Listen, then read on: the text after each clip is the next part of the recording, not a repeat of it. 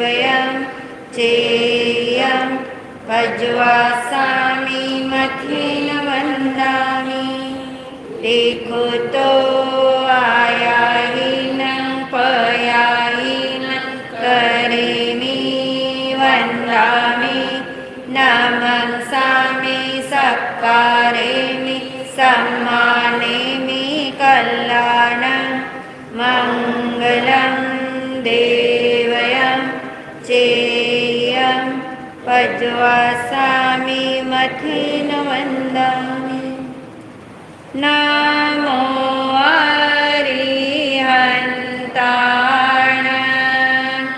नमो सिद्धाणं नमो आयर्याणं नमो उवज्जायानं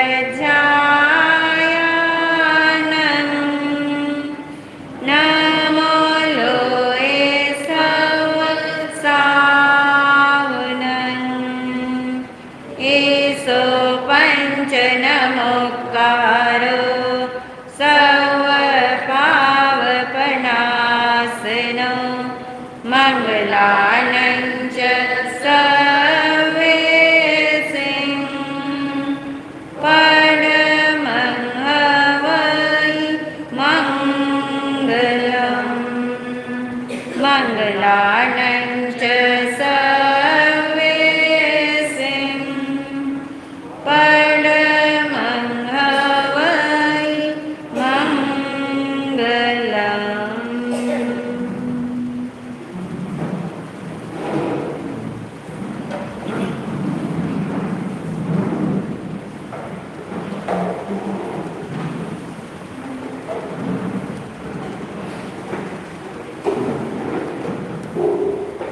हाथ जोड़े, आंखें बंद, आवाज बंद।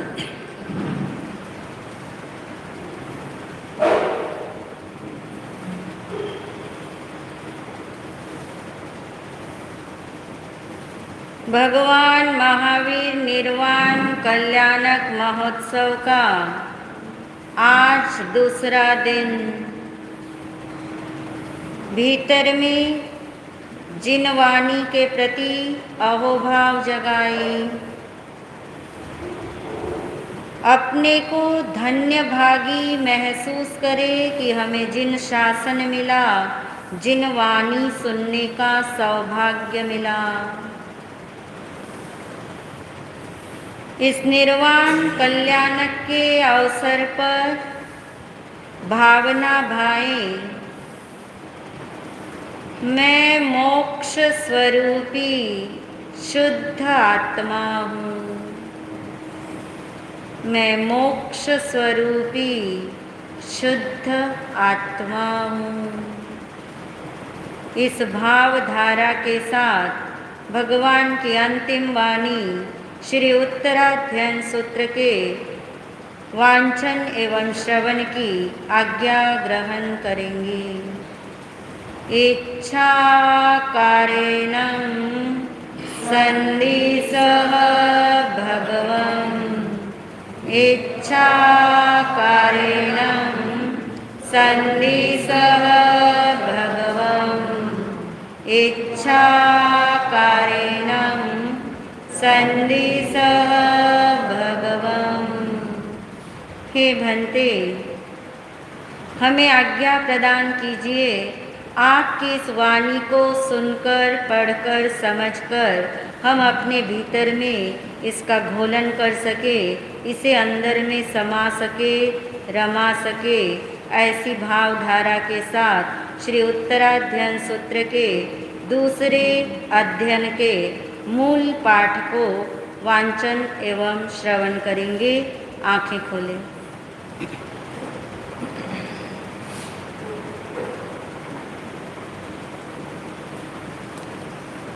दूसरा अध्ययन, जिसका नाम है परिशः प्रविभक्ति। सूयम्यावसं तेनं भगवया एवमख्यायमीय खलु भाविसं परिसः समनेनं भगवया महावीरेणं कासवेनं पवेया जे भिक्खु सोच्चा नच्चा जिच्चा विभूय भिक्कायरिये परिवयंतो पुट्ठो न विन्नी हन्नेज्जा कैरे खलु ते भाविसं परिसः समनेनं भगवया महावीरेणं कासवेनं पवेया जे भिक्खु सोच्चा नच्चा जिच्चा विभूय भिक्कायरियाये परिवयंतो पुट्ठो न विन्नी हन्नेज्जा इमे खलु ते भाविसं परिसः समनेनं भगवया महावीरेणं कास्वेनं पवेया जे भिक्खु सोच्चा नच्चा जिच्चा विभूय भिक्कायरियाय परिवयंतो पुट्ठो न विनिहन्नेज्जा तंजहा दिगिंचा परिसये पिवासा परिसये सीय परिसये उसिन परिसये दंसमसय परिसये अचेल परिसये अरई परिसये इत्थि परिसये चर्या परिसये निसिहिया परिसये सेज्जा परिसये अक्कोस परिसये वह परिसये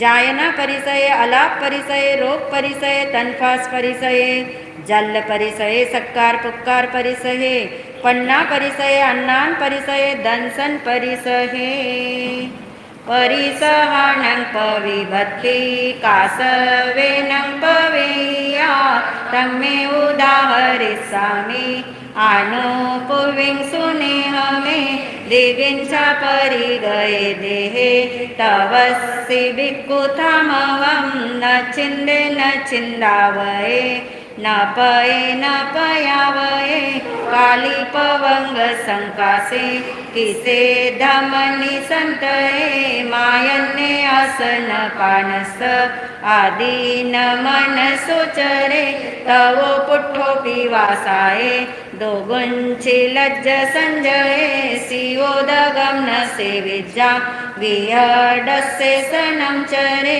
छिन्नवायेषु पंथेषु आऊरेषु पिवासिये परिसुप्तमोहादिने तं तितिखे परिसमं चरतं वीरयं लोहं सियं भूसय्ये गया नाइवेलं मुनि गच्छे सोच्चानं जिनशासनं न मे निवारणम् अत्ति छवेत्तानं न विजयी अहं तु अग्निं सेवामि ई भिक्खु न चिन्तये ओसीनं परियावेनं परिदायेन तज्जिये गिंसुवा परियावेनं सायं नो परिदेवये उन्नाहितत्तो मेहावि सेनानं नो विपथये गायं नो परिसिञ्चिज्जा न वियेज्जाय अपयं पुट्ठो यदसमसयेहिं समरेव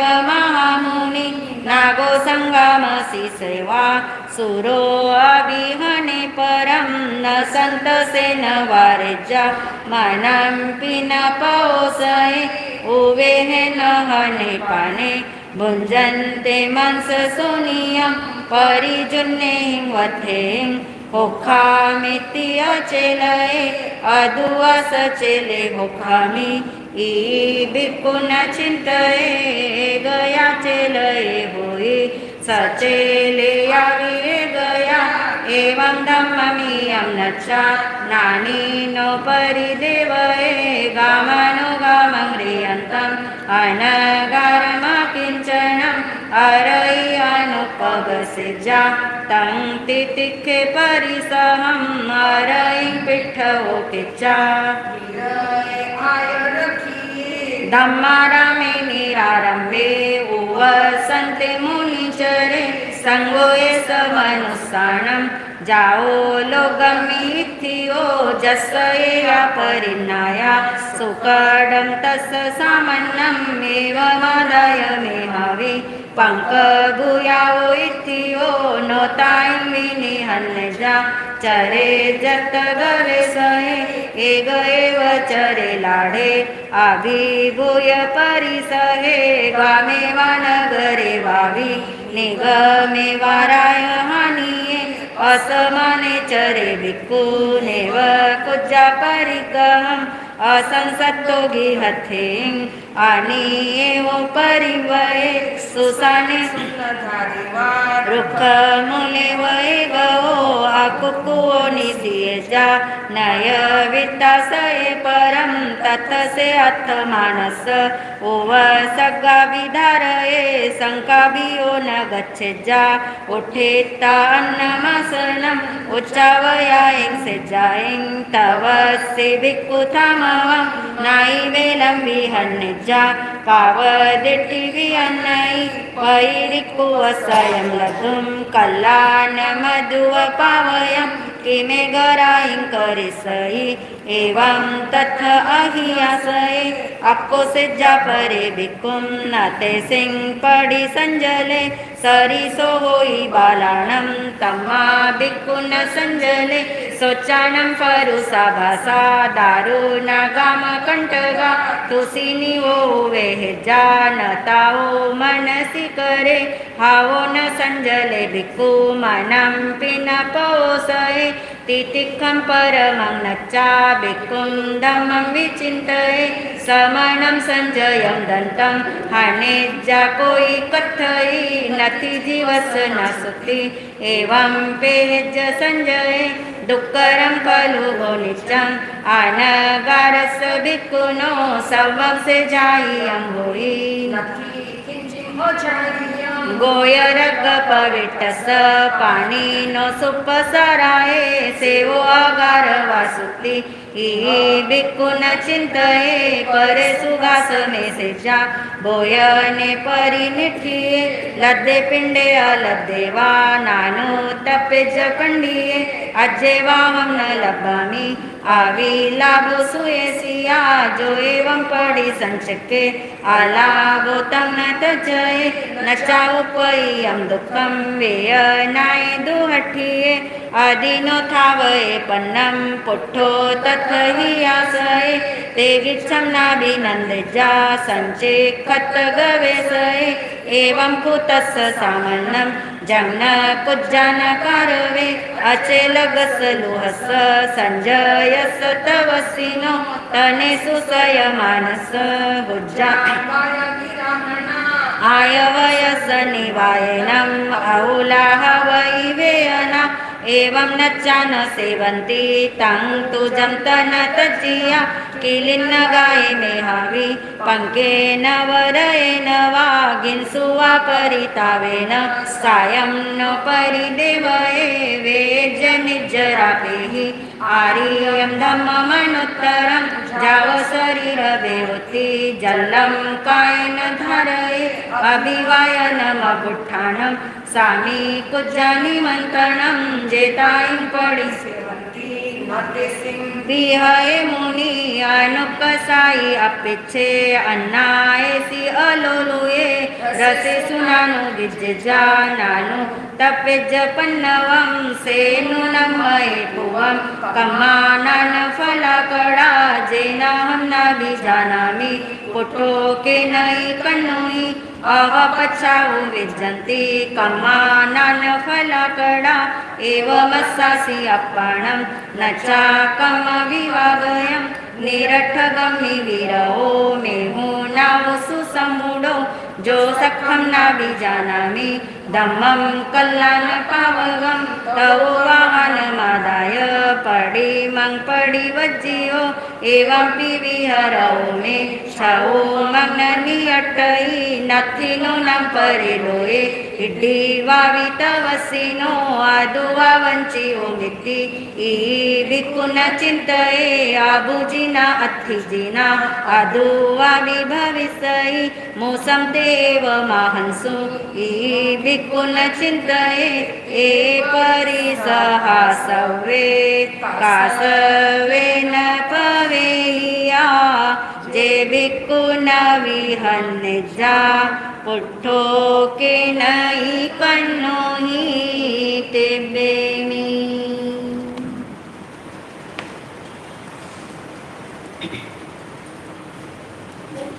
मैं हूँ आत्मा शुद्ध आत्मा शुद्ध आत्मा को नमन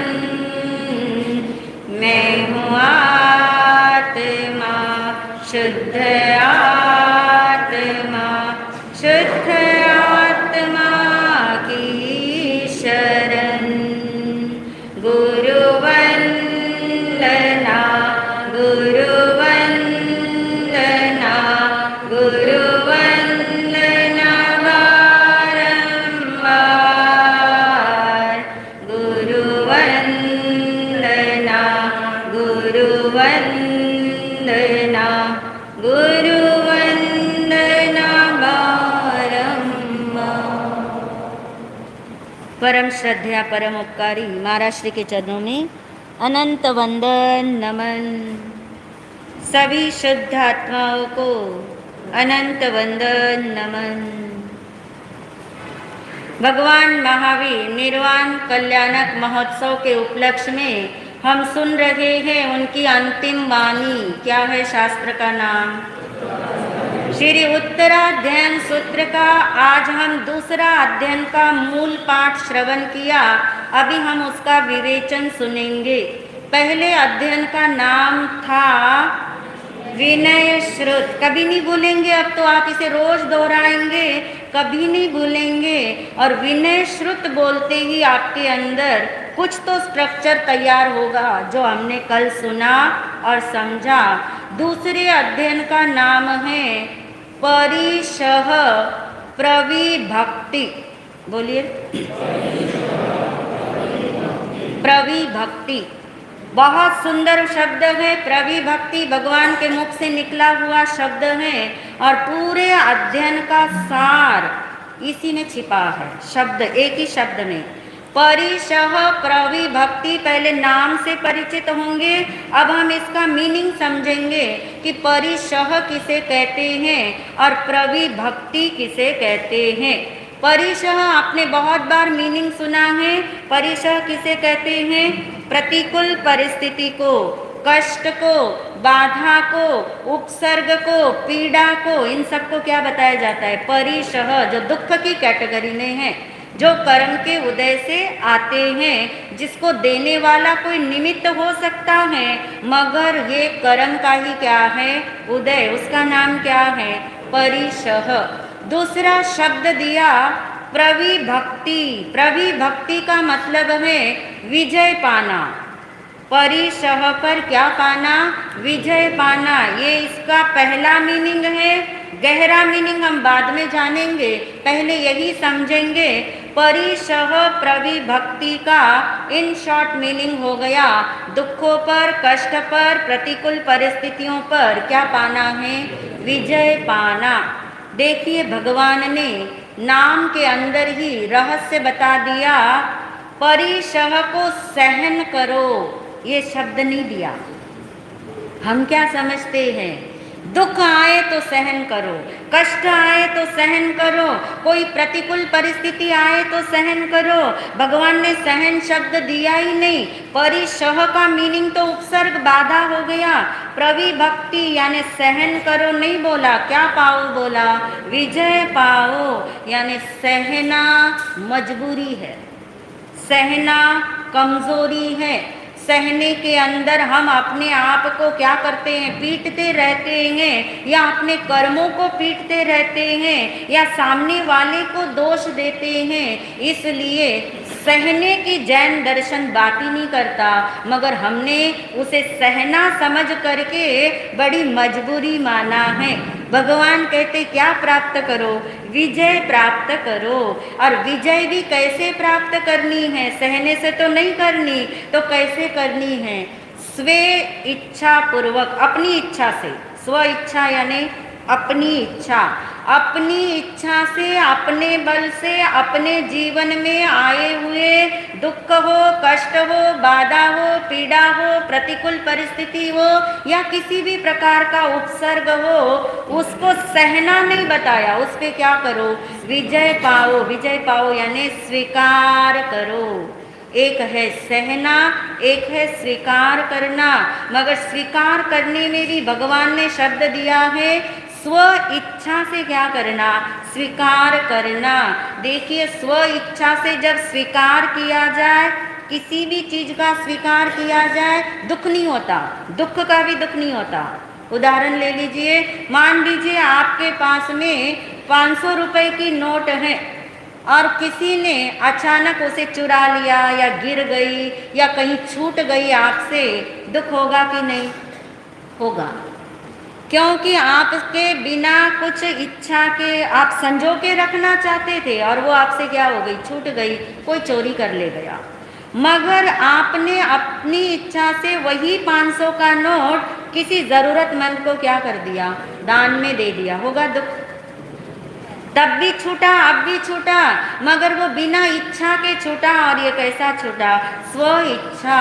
कहने का अभिप्राय, स्व इच्छा से स्वीकार करो तो दुख नहीं रहते, ऐसा भगवान नहीं कह रहे। स्व इच्छा से दुख का, पीड़ा का, परिशह का स्वीकार करो, दुख रहेंगे मगर दुख का दुख नहीं रहेगा। समझ आ रहा है?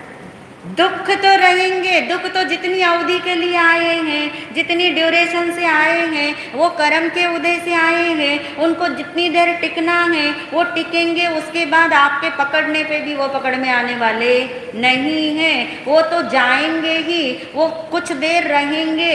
मगर दुख रहने पर भी दुखी होना कि नहीं दुखी होना, दुख से भी कुछ लोग दुखी नहीं होते और कुछ लोग दुख नहीं होने फिर भी सारा दिन क्या रहते हैं। इसका मतलब दुख दुखी नहीं करता, उसमें कोई ताकत नहीं, उसमें कोई ताकत नहीं, वो तो उपस्थित रहता है, वो उपस्थित रहता है। इसलिए भगवान ने कहा दुख पर, परिशह पर विजय पाना, और विजय पाने के लिए क्या करना होगा? स्वीकार करना होगा। स्वीकार कब किया जाएगा? स्व की तरफ आएंगे तो स्वीकार होगा कि पर की तरफ जाएंगे तो होगा? यानी स्वीकार में भगवान ने संदेश दे दिया, परिशह पे विजय पानी है तो स्वीकार करो, स्वीकार करना है तो मजबूरी से मत करो, स्वेच्छा से करो। स्वेच्छा से स्वीकार करने का मतलब अपनी तरफ आके स्वीकार करना। अब अपनी तरफ आके स्वीकार करना यानी क्या करना? और जब हमारे जीवन में दुख आते हैं तब हम क्या करते हैं, पहले ये भी जान ले, और भगवान ने क्या बताया वो भी जान ले।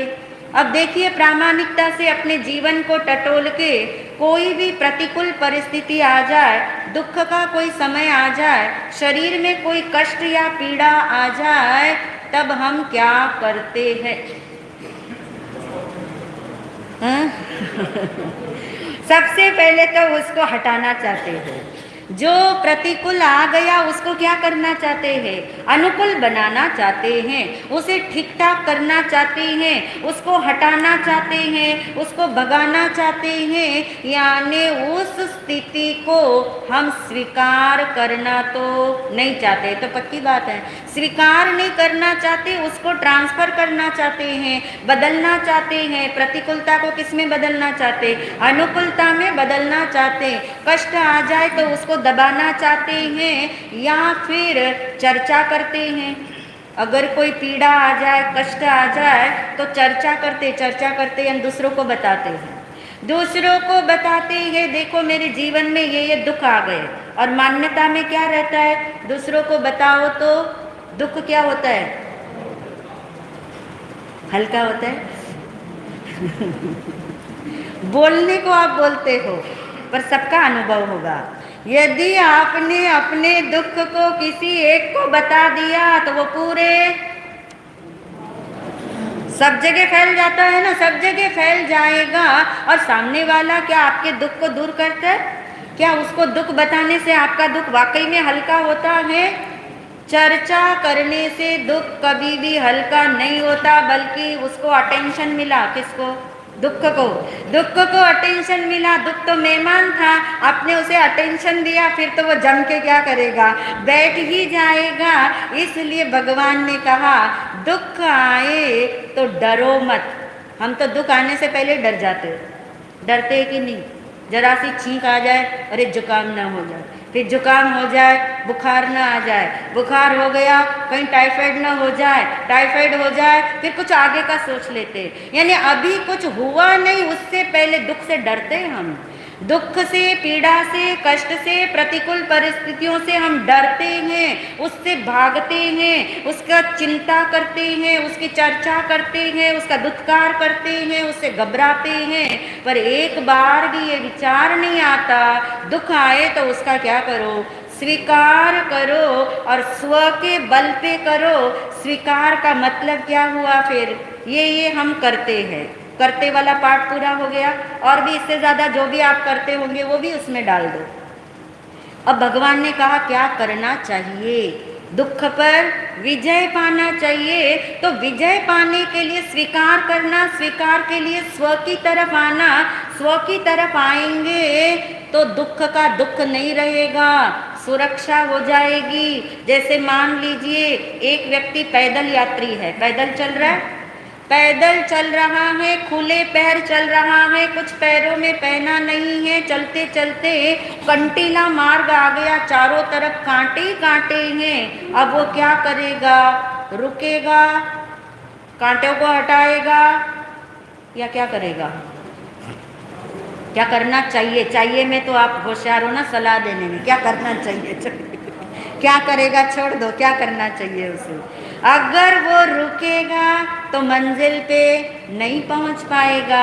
यदि वो कांटों को साफ करता रहेगा तो हाथ भी लहूलुहान हो जाएंगे। यदि वो कांटों पे चलता रहेगा तो पैर लहूलुहान हो जाएंगे। तो फिर वो क्या करे? कांटों की तरफ न जाए, वो अपनी तरफ आए, अपनी सुरक्षा करे, अपने पादत्राण बनाए, अपने शूज बनाए और मार्ग को क्या कर ले? पार कर ले। बस यही तरीका है।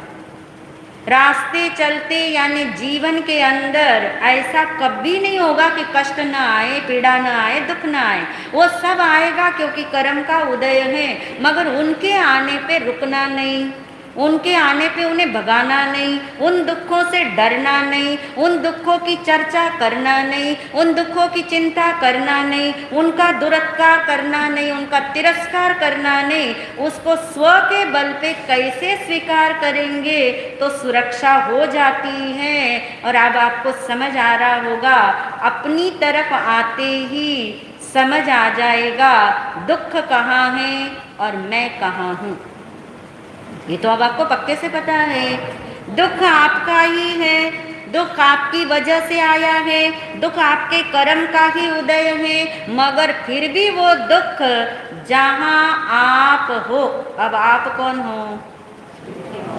भगवान के हर अध्ययन में शुद्ध आत्मा आए बिना तो अध्ययन पार होगा ही नहीं आपका, समझ में आएगा ही नहीं मीनिंग। जहाँ मेरा स्वरूप है यानी मैं हूँ, जहाँ मैं हूँ वहाँ दुख आया नहीं है। जहाँ दुख है, कहाँ है दुख?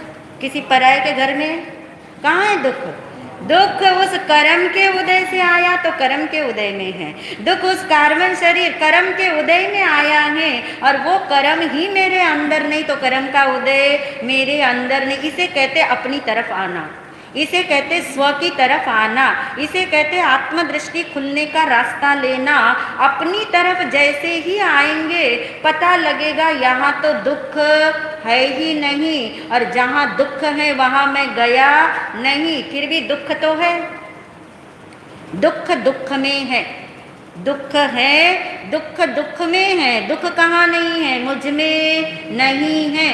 दुख मुझ में आया नहीं है। आग लगी है आपके घर के अंदर नहीं लगी, आप जहाँ बैठे वहाँ नहीं लगी। आग कहाँ है? बाहर में है। आग अंदर आ ही नहीं सकती। जहाँ आग है दुख की वहाँ आप जा ही नहीं सकते।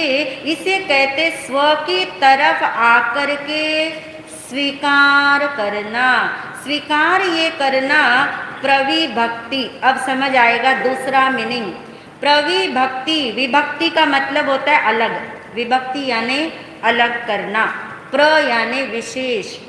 दुख जीवन में आए, परिचय यानी दुख, दुख जीवन में आया तो भगवान कहते प्रविभक्ति करो। प्रविभक्ति करो यानी विशेष रूप से उसे अलग जानो, क्योंकि वो अलग ही है ना, अलग ही है, मगर हमें अलग नजर आता नहीं, अलग नजर आ नहीं रहा। इसलिए भगवान कहते जब दुख आए तो उसकी प्रविभक्ति करो। प्रविभक्ति करोगे तो विजय प्राप्त होगी। इसलिए प्रविभक्ति का दूसरा मीनिंग है विशेष रूप से अलग जानना। किसको जानोगे विशेष रूप से अलग? परिशः। परिशः प्रविभक्ति यानी दुख को विशेष रूप से अलग जानना। ये विशेष क्या चीज है? विशेष का मतलब अच्छी तरह, मतलब स्पेशल, विशेष यानी स्पेशल, स्पेशल रूप से, खास तरीके से ये जान लेना कि दुख शरीर पर उभरा है, मन पर उभरा है, कर्म के उदय से आया है, मगर वो दुख मेरे अंदर में आया नहीं है। इसलिए प्रविभक्ति भगवान ने कहा 2 तरीके से की जाती है। एक तरीके का नाम है सिद्धांत दृष्टि, बोलिए। दूसरा तरीका है अध्यात्म दृष्टि।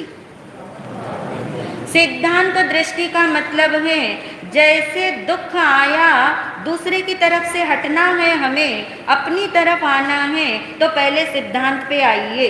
सिद्धांत यानी यहाँ पे लेंगे कर्म सिद्धांत। कर्म सिद्धांत आपको याद आ जाए कि दुख दूसरों की वजह से नहीं आया, तो दूसरा आपके जीवन में कैंसल हो गया। दूसरा यानी निमित्त, चाहे वो कोई भी होगा, दूसरे की तरफ दृष्टि जाना बंद हो जाएगा, शिकायत खत्म हो जाएगी, दोष देना बंद हो जाएगा, बहुत बड़ा परिवर्तन आएगा। फिर आप किसकी तरफ आ गए? सिद्धांत दृष्टि से आप अपनी तरफ आ गए, कर्म की तरफ आ गए। मगर यहाँ पर आने पे भी पूरा सॉल्यूशन नहीं हुआ। क्यों? क्योंकि दृष्टि कहाँ जा रही है? कर्म पे। कर्म के उदय पे जाएगी या कर्म के क्षय पे जाएगी या कर्म के बंध पे जाएगी। जनरली क्या सोचते हैं हम, मेरे जीवन में दुख आया है तो मेरे ही कर्मों का क्या है? फल है, तो मुझे अगले जन्म में ऐसे कर्म नहीं बांधने। दृष्टि कहाँ गई? कर्म बंध पे। दृष्टि कहाँ गई? कर्म उदय पे। फिर दृष्टि जाएगी ज़्यादा से ज़्यादा कि मुझे इस जन्म में सब क्षय कर देना, खत्म कर देना है, कर्म का खात्मा कर देना है। तो दृष्टि कहाँ गई? क्षय। यानी कर्म उदय पे जाएगी या कर्म बंध पे जाएगी या कर्म क्षय पे जाएगी, मगर रही तो किसके ऊपर? अपने पे नहीं आई। अभी अपनी तरफ आए मगर अपने में नहीं आए। फिर भी बहुत काम की है ये चीज भी। ये काम की उतनी चीज है कि बारिश आ रही थी, आपने छाता पकड़ लिया, मगर छाता ही पकड़े रहोगे तो हाथ थक जाएगा। आंधी तूफान आएगा तो छाता क्या हो जाएगा? उड़ जाएगा। अब क्या चाहिए? छत चाहिए। छत के नीचे आ जाओगे तो फिर क्या होगा? बारिश का कोई प्रभाव आप पे नहीं रहेगा। छत जैसी दृष्टि है अध्यात्म दृष्टि। ये अध्यात्म दृष्टि क्या बोलती है? दुख का मुझ में प्रवेश ही नहीं। क्यों नहीं? क्योंकि स्पेस ही नहीं। स्पेस क्यों नहीं? क्योंकि मैं तो कौन हूँ? नहीं, ऐसे ऐसे से आप बोलोगे क्या? थोड़ा उल्लास तो जगाओ। अनंत गुणों का मैं घन पिंड हूँ, मुझ में स्पेस ही नहीं है कि दुख का क्या हो जाए? प्रवेश हो जाए। ये है अध्यात्म दृष्टि, ये है प्रविभक्ति। दुख को मैंने अलग देखा, दुख को मैंने अलग जाना। दुख मेरे अंदर आया ही नहीं, आ सकता ही नहीं। मैं मान लूँ वो बात अलग है, मगर दुख 3 काल में भी मेरे अंदर आता नहीं। इसका नाम है अध्यात्म दृष्टि से विजय पाना। सिद्धांत दृष्टि छाता तक काम करेगी, मगर उसके आगे का स्टेप है अध्यात्म दृष्टि, आपको एकदम से विजय प्राप्त करा देगी। तो इस दूसरे अध्ययन में ये रहस्य बता करके भगवान ने 22 प्रकार के परिशह बताए। ये तो आपको पता ही है, मगर आप समझते हो कि ये सिर्फ साधु के परिशह है। यही समझते हो ना? ठीक समझ रहे हो, क्योंकि आपके तो कितने परिशह है? कितने हैं प्रधान जी? कितने परिशह है आपके? नहीं मालूम? आपके जीवन में दुख ही नहीं है, कष्ट ही नहीं है, अनगिनत है। यानी कदम कदम पर है, कदम कदम पर है। तो कम से कम ये 22 ठिकाने भी जान लेंगे। इन 22 को समझने के लिए बहुत सुंदर व्यवस्थित हम समझ लेते हैं। 22 के अंक को 3 में स्प्लिट कर देते हैं। Number 1 13, number 2 6, number 3 3। याद रहेगा? 13 6 3। अब ये जो 13 तरह के परिसर, 22 को बांटा हमने, 22 हो गए ना, इन 22 को हमने 3 भागों में बांट दिया, समझने के लिए बांटा है। 13 प्रकार के परिसर कष्ट शरीर से संबंधित है। शरीर से संबंधित जो भी कुछ आता है उसका नाम कष्ट है, उसका नाम दुख नहीं है। हम उसे दुख बनाते हैं जुड़ करके। ये तो कष्ट है, कष्ट तो आनी जानी चीज है। ऐसे 13 स्थान भगवान ने बताए, 13 परिसर बताए जो शरीर के स्थान पे उभरते हैं। और भगवान कहते अगर वो उभरे तो प्रयोग करना सिद्धांत दृष्टि, अध्यात्म दृष्टि, स्व इच्छा से स्वीकार करना, दुख का दुख नहीं करना, दुख से दुखी नहीं होना। और वो 13 स्थान बताए संक्षेप में। सबसे पहले बताया भूख। आप कहेंगे हमने तो कभी भूख का कष्ट ही अनुभव में नहीं आया, क्योंकि पर आया होगा कभी तो उपवास आदि करते हैं तब, क्योंकि बिना उपवास के तो हम भूख से पहले खा लेते हैं। भूख से पहले खा लेते हैं तो भूख का कष्ट कभी अनुभव में आया ही नहीं, आता ही नहीं है। मगर उसे भी परिसर का स्थान बताया, भूख को भी बताया, प्यास को भी बताया, सर्दी को भी बताया, गर्मी को भी बताया। सर्दी, गर्मी, भूख, प्यास ये मौसम वाइज, कर्म के उदय वाइज वो आपको कष्ट के रूप में, दुख के रूप में जब कभी फील हो, अनुभव में आए, तब ये याद रखना ये शारीरिक स्तर पे उभरे हैं, कर्म के उदय से आए हैं। ये मेरे आत्म स्वरूप में नो एंट्री का बोर्ड है, वहाँ कोई प्रवेश करता ही नहीं। ये चिंतन जगाना, ये चिंतन जगाने से क्या होगा? परिसह प्रविभक्ति होगी।